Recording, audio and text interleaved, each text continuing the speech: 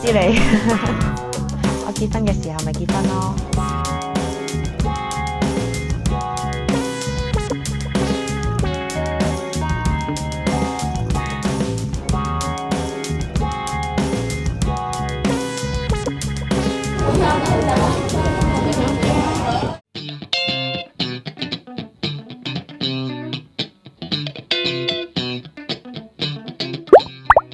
訂閱我哋，再撳埋個鐘仔，有新片即刻通知你。張玉山除咗係商界女強人之外，仲非常熱衷做慈善。近日佢就同未婚夫盧啟賢一齊現身喺啟德舉行嘅啟福居暖心共聚盆菜宴。張玉山喺接受訪問嘅時候透露，到時將會同居民做更多嘅互動交流。而家呢個時間，大家可以多啲了解，或者睇下即係喺邊各方面有啲咩需要，咁我哋大家齊心去幫助一下，同埋諗下。我諗有時係互相支持咯，同埋可能善用大家嘅資源去可以提供到俾大家咯，係啊。我哋有啟福居開始嗰陣時，其實我好多朋友都幫我即係支持啦，除咗捐錢啊，亦都捐物資啦。咁我話做呢個盆菜宴，大家都就算嚟唔到都即刻捐錢啊。咁或者又係捐好多禮物啊、物資咁樣咯。咁我覺得大家對我諗香港人互愛嘅精神發揮得好好噶啦。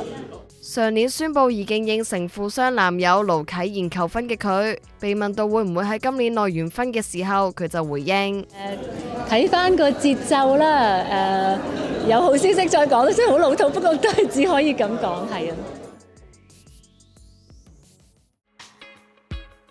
前 TVB 金牌綠葉張國強自舊年約滿 TVB 恢復自由身，就積極轉戰內地市場。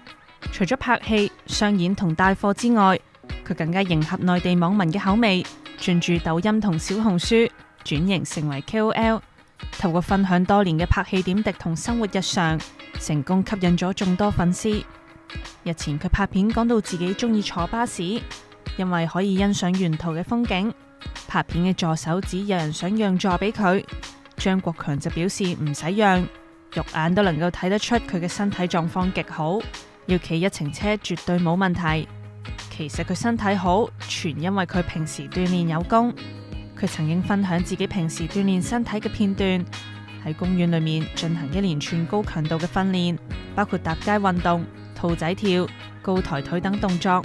唔單止冇齋流灘，仲要全程面不改用，手臂同埋腿部嘅肌肉線條清晰可見，狀態好到驚人。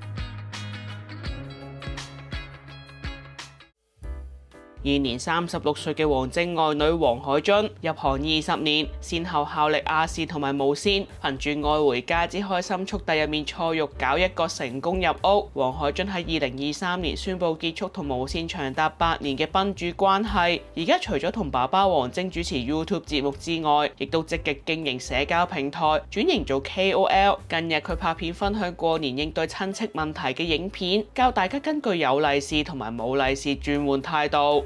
未啊，到時一定會通知你。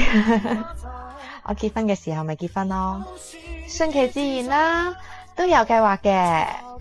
哎呀，邊有你咁好命啊，日日都要捉住自己個仔做功課。嚟，樂樂又到死嘢啦。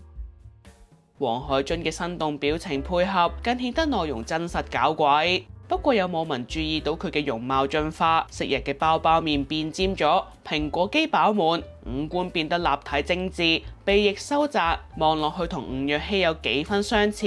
網民留言大讚比以前靚咗。雖然容貌變化可能係因為美顏或者化妝技巧，但整體感覺確實比以前更有女人味。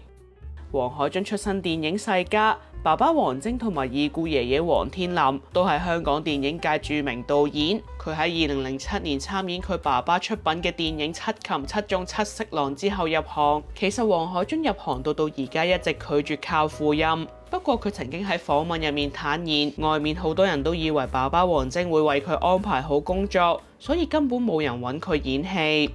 而舊年4月，王晶發文怒罵姜濤人肥歌雞舞戰引發風波，連累囡囡黃海津遭到惡意攻擊，有網民疑似幫姜濤反擊，喺黃海津嘅 IG 舊文入面留言話：冇樣冇身材，舞都唔識跳，請你滾出娛樂圈。其後黃海津回應話：10年嘅經驗俾咗我一個強大心臟，我冇事，感謝大家關心，學識愛自己多啲，唔好將所有衰嘅事都放喺心上，負能量四圍都係，就等佢自然飄走啦。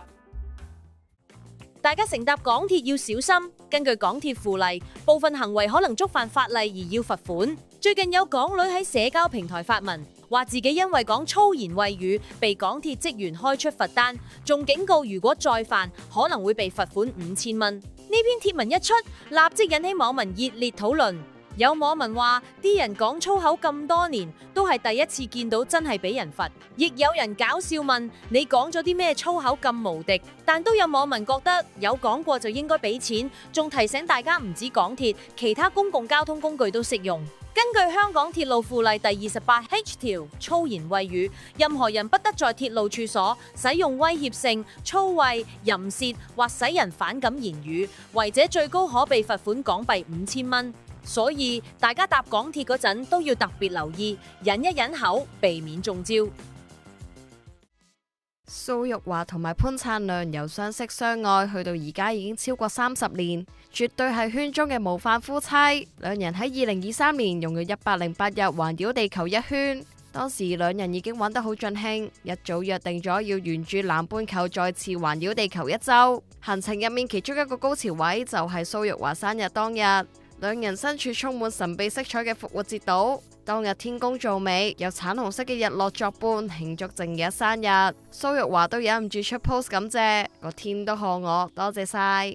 而最新一站，佢哋已經抵達南極，面對眼前壯麗嘅冰川同埋南極獨有嘅地貌，蘇玉華形容係大自然嘅鬼斧神工，感嘆大地之浩瀚，人類之渺小，仲直言旅程一日比一日精彩。而最令阿蘇興奮嘅，莫過於係見到幾隻企喺巨大浮冰上面嘅企鵝，佢忍唔住失控大叫：救命啊！太可愛啦！連老公潘燦良都俾佢聞到，特登為企鵝影寫真，仲搞笑留言：我個 friend 今朝同我講早晨。網民見到潘燦良同蘇玉華嘅相，都留言非常羨慕。前 TVB 藝人白雲離巢 TVB 之後，未有放棄演藝工作，佢發展第二事業，考獲執照成為潛水教練，不時帶團出海。日前佢啱啱度過38歲生日，人緣極好嘅佢，生日慶祝活動由上個月去到今個月，依然未停過。但分享嘅相全部清一色都係女仔，唔怪得知佢要公開許願招桃花。而日前白雲喺 IG 挑戰尺度極大嘅性感相，佢着酒紅色長裙，正面一字膊低至胸口上方，背面更加係冇布咁滯，淨係靠一條幼帶支撐。而最令人驚艷嘅係側身相，睇得出係疑似真空上陣，長裙幾乎啱啱好遮到重點部位，尺度大到游走喺走光邊緣。不過大派福利嘅白雲，亦都留低咗一段充滿愁緒嘅文字，唔少網民睇完都聯想起白雲失婚。早就喺10年前，白雲曾經同前香港先生江俊南有過一段婚姻，兩個人最終喺2021年離婚。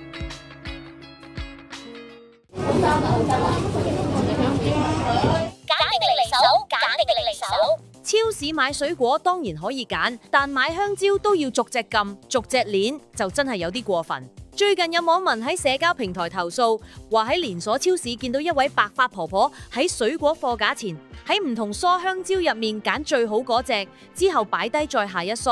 樓主怒斥佢自私，影響其他人，貼文即刻引爆討論。好多網民都認同樓主，話婆婆完全冇公德心，唔理其他客人感受。有人話超市成日見呢類人，又有人鬧區都有。最賤係最後唔買，放翻喺度。不過都有少數網民覺得揀蕉本身冇問題，只要揀嘅過程中冇整爛就唔算過分。唔知大家又點睇？所謂得公屋得天下，有港男苦等14年，以為嗰個天下距離自己已經好近啦，點知原來已經俾人 DQ 咗。到底發生乜嘢事呢？個港男喺社交平台群組發文，自稱已非長者單身，申請輪候1人公屋，近日打算加名，先至驚覺佢嘅申請早幾年已經俾人取消。由佢上載嘅相可以見到，佢喺2012年8月9號登記申請公屋，當時嘅分數係-12分。咁點解佢會喺輪候過程入面突然間俾人 DQ 嘅呢？據其他網民分析，估計佢冇回覆房屋署審核信件。據講，如果房屋署寄出嘅任何信件，只要3次之內冇回覆，就會取消輪候資格。個港男後來回覆話，房屋署確實表示曾經寄信俾佢，不過位港男就話冇收到。據房委會文件，房屋署會對已經輪候5年，而喺未來2年尚未到達詳細資格審查階段嘅非長者1人申請者進行定期查核。如果申請人唔再符合申請資格，或者冇回應房屋署嘅要求，申報或者提交入息同埋資產文件，房屋署會取消佢嘅申請資格。貼文同時引嚟大批網民訴苦，大部分都係話自己已經排咗好多年，但仲未派到公屋。有人仲自稱由20幾歲申請1人公屋，等到而家就快50歲，署方都仲係話叫佢等多幾年啊。